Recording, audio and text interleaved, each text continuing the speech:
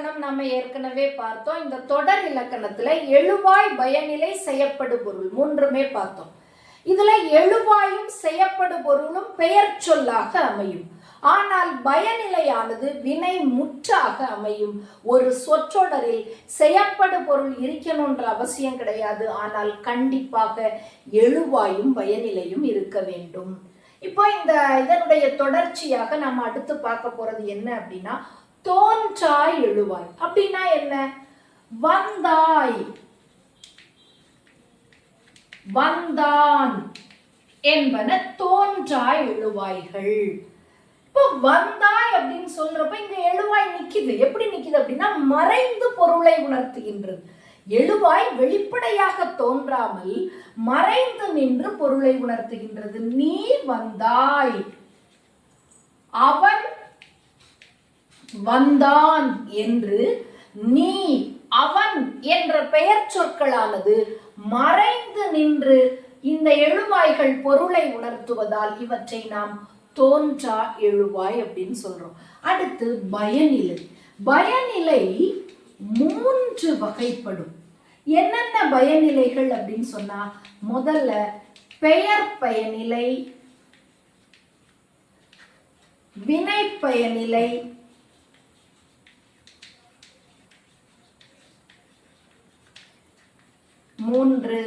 வினா பயனிலை.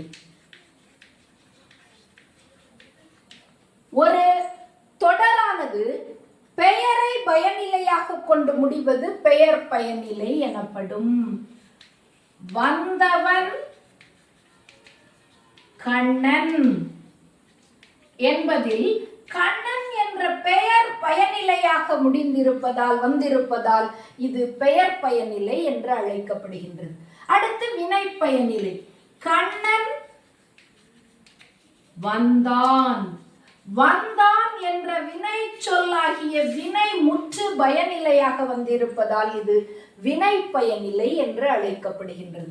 அடுத்து கண்ணன் யார் என்பதில் யார் என்ற வினாவானது பயனிலையாக வந்திருப்பதால் இது வினா பயனிலை என்று அழைக்கப்படுகின்றது. இவ்வளவுதான் 3 வகை பயனிலைகள்.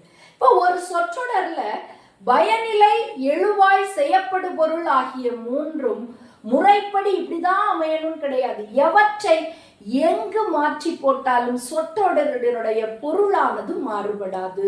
இதுதான் இந்த மொழிக்கே உரிய சிறப்பாக அமைகின்றது. அடுத்து பெயரடை. பெயரடை அப்படின்னா என்னன்னா, நல்ல நூல், நல்ல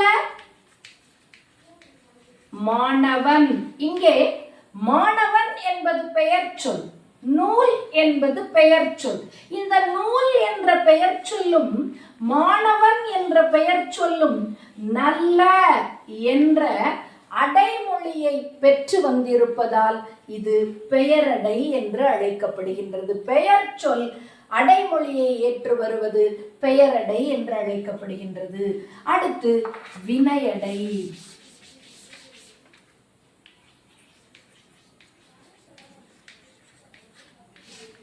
வினையடை. ராமன் மெல்ல நடந்தான். நடந்தான் என்ற வினை சொல்லாகிய வினை முற்றானது மெல்ல என்ற அடைமொழியை ஏற்று வந்திருப்பது வினையடை என்று அழைக்கப்படுகின்றது.